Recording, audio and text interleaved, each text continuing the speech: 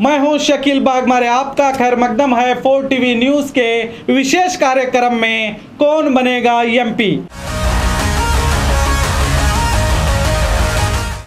17वीं लोकसभा के लिए इस बार कर्नाटक के बीजापुर में बीजेपी और कांग्रेस जेडीएस साझा सरकार के उम्मीदवारों ने अपना नाम पत्र दाखिल किया है।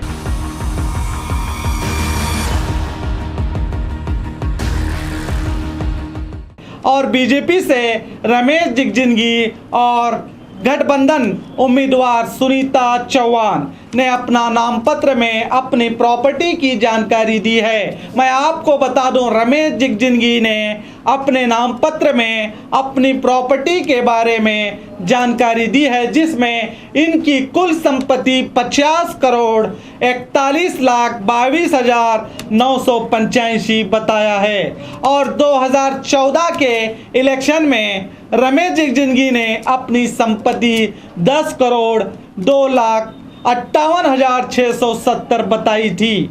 यानी इन 5 सालों में इनकी कमाई में 4 गुना बढ़ोतरी होती है। यानी 5 सालों में 40 करोड़ का मुनाफा।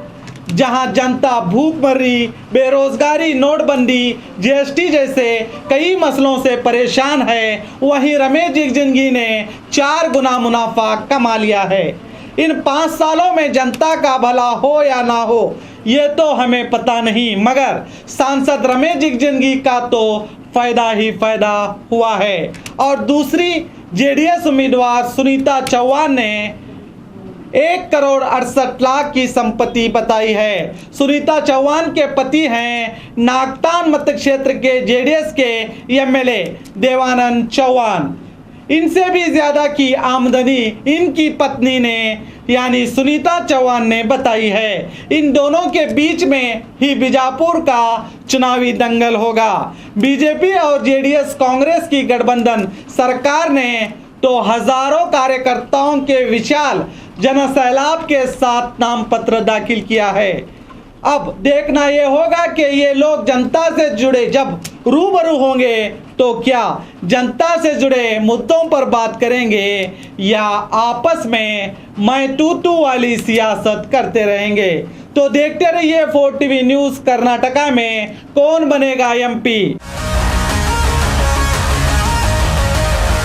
और जाते जाते एक आम नागरिक के साथ हम आपको छोड़ जाते हैं जो इस चुनाव में अपनी क्या राय रखते हैं। देखिए, आइए बीजापुर की जनता को ही पूछते हैं कि उनका एमपी कैसा होना चाहिए और कौन बनेगा एमपी। तो मेरा ख्याल से अब तक 16 एमपी का इलेक्शन हो चुका है बीजापुर डिस्ट्रिक्ट के।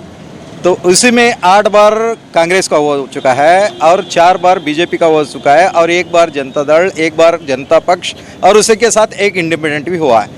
लेकिन मैं ये चाह रहा हूँ कि बीजापुर कहाँ रहा वहाँ पे ही रहा।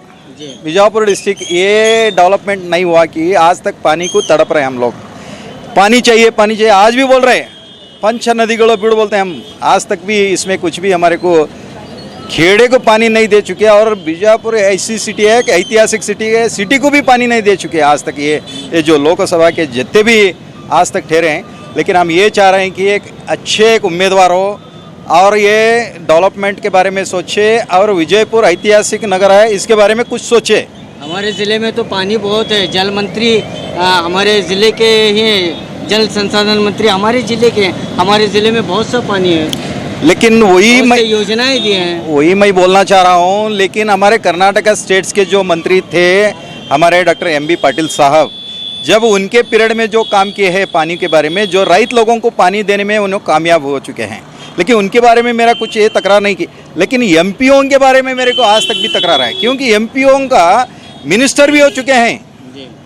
एक बार हमारे रेलवे मिनिस्टर भी हो चुके हैं, एक बार एमपी, और अभी भी एक एमपी है हमारे मिनिस्टर हैं।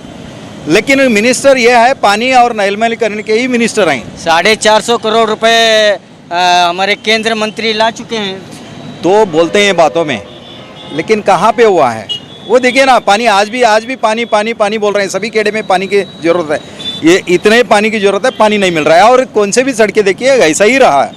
और खेड़े को जाने वाले सड़कें देखिए, कुछ भी देखिए, और डेवलपमेंट करने का ये बात ही नहीं है, नामुमकिन है। शोलापुर एक्सप्रेस हाईवे 4 वे बनाया जा रहा है। हाँ। और इधर भी 4 वे बना रहा है, चारों तरफ 4 वे हाईवे एक्सप्रेस हाईवे बनाया जा रहा है। जो हमारे जो सरकार जो सैंक्शन किया है तो उसमें बनाने में इतना देर लगा है, रियली वो देखना है बोले तो 2 साल के पीछे ही सर जाने का था।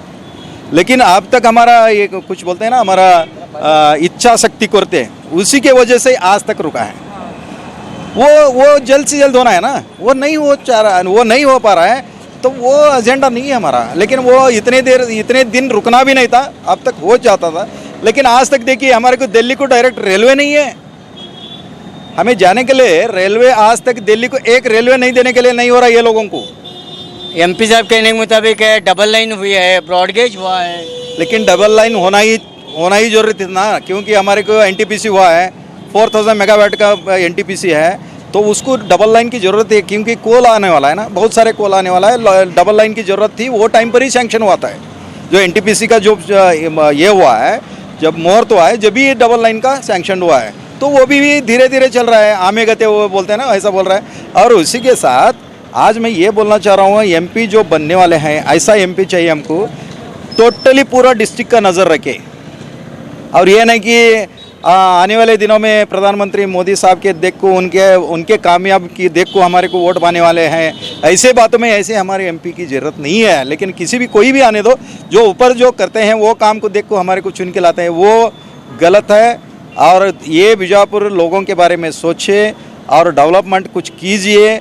और क्योंकि हमारे को एक्सपोर्ट होने वाले जो माल जो बोलते हैं, द्राक्षण बोलते हैं और दाड़िम्बे लिंबेण एक्सपोर्ट होते हैं, आज तक हमारे को ईमान का एक सौलभ नहीं है।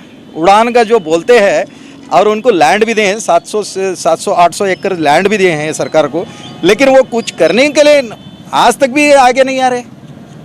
तो इसको क्या बोल सकते हैं, एमपी जो करना है वो नहीं कर पा रहे हैं ना, वो सभी को लेके करना है ना। बीजापुर डिस्ट्रिक्ट के जो भी प्रधानमंत्री जी के अच्छे दिन आए हैं और काफ़ी लोगों को बेरोजगारी घटी है, और इसके अलावा काला धन भी वापस आया है, तमाम अच्छे दिन आ चुके हैं। लेकिन इसको मैं आंसर देना मुश्किल पड़ रहा है, क्योंकि मैं बेरोजगार हूँ, अभी भी रोज़गार तो नहीं हो चुका हूँ। जो बहुत सारे योजनाएं लाए हैं, वो योजनाएं जो गरीबी लोगों के तक नहीं पहुँच रहा है, वही दुख है। जो हमारे एमपी लोग जो करना था वो नहीं कर चुके हैं। योजनाएं बहुत सारे हैं गवर्नमेंट का, सेंट्रल के बहुत सारे योजनाएं, 1-2 नहीं है, बहुत सारे हैं, लेकिन वो पहुँच नहीं पा रहे हैं। जो ये हम बोलते हैं ना, अभी इतने पढ़े लिखे जो यूथ्स है तो आज भी बेरोजगार है। तो इसी के बारे में मेरा एक ये है, जो प्रधानमंत्री जो डिक्लेयर किए हैं वो लाके ये हमारे एमपी लोग ये हमारे तक पहुंचाए। 2 करोड़ बेरोजगार योजना को रोजी मिली है, तो बातों में चल रहा है, पता नहीं मेरे को भी कहाँ पे मिली है कहाँ पे नहीं है, ढूंढ रहे हैं हमें भी। उसमें हमारे बीजापुर ज़िले के थोड़े ऐसा कुछ रोजगार हो गए बोले तो वो खुशी की बात है, वो ढूंढना है बस।